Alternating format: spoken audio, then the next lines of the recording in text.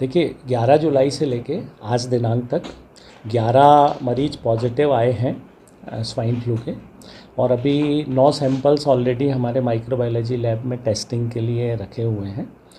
इसमें से जो सभी मरीज़ हैं, चूँकि पहले हम लोगों ने मेडिकल कॉलेज में इसका आइसोलेशन वार्ड बनाया था कि जो भी मरीज़ पॉजिटिव आए तो उसे मेडिकल में ही भर्ती करें, लेकिन फिर प्राइवेट हॉस्पिटल वालों ने भी उसी स्तर की सुविधाएं उपलब्ध करा दी है। आइसोलेशन सबसे इम्पॉर्टेंट है कि वो मरीज़ किसी दूसरे के संपर्क में ना आए, तो कुछ प्राइवेट हॉस्पिटल में अपने प्राइवेट वार्ड को भी पूरा आइसोलेशन बना दिया है।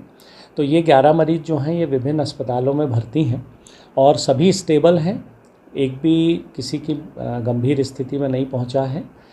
स्वाइन फ्लू भी जो है H1N1 जो है, ये H1N1 भी वही वायरस है जो अपन इन्फ्लुएंजा की बात करते हैं, जो कोविड का एक पार्ट है।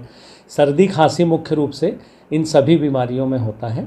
बस जो स्वाइन फ्लू है इसमें एक दिक्कत कई बार ये होती है कि ये गले में संक्रमण ज़्यादा कर देता है, जिससे सांस की तकलीफ़ ज़्यादा हो जाती है।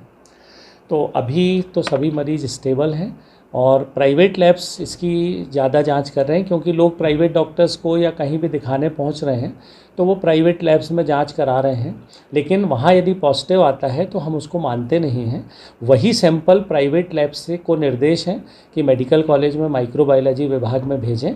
वहाँ जो नवीनतम तकनीक है उससे उसकी जांच हो रही है, और उनमें से जो पॉजिटिव आते हैं, जैसे अभी करीब 24 सैंपल गए थे, जिसमें से टोटल में से जो 11 मैंने आपको बताया पॉजिटिव आए, उन्हीं को हमने पोर्टल पे लिया है और अभी 9 सैंपल्स वहाँ जांच के लिए हैं। जी सर, इसके लिए और क्या आप लोग तैयारी कर रहे हैं? क्या एडवाइजरी है आपकी लोगों की ताकि फैलाव ना हो? जी, आपके माध्यम से सिर्फ यही मैं कहना चाहूँगा कि जो कोविड की गाइडलाइंस थी, लोगों से निवेदन यही है कि सर्दी खांसी यदि और बुखार आता है, सांस लेने में हल्की सी भी तकलीफ़ है, तो तुरंत डॉक्टर के पास जाएं। डॉक्टर उनकी तुरंत जांच कराएंगे, और यदि वो H1N1 पॉजिटिव आते हैं तो सबसे इम्पॉर्टेंट है आइसोलेशन। जैसे कोविड में अपन ने इस चीज़ को भली भांति समझ लिया कि पूरी तरह से आइसोलेट हो जाएं, घर में अलग रहें, भीड़ भरे स्थानों पे जाना ही नहीं है।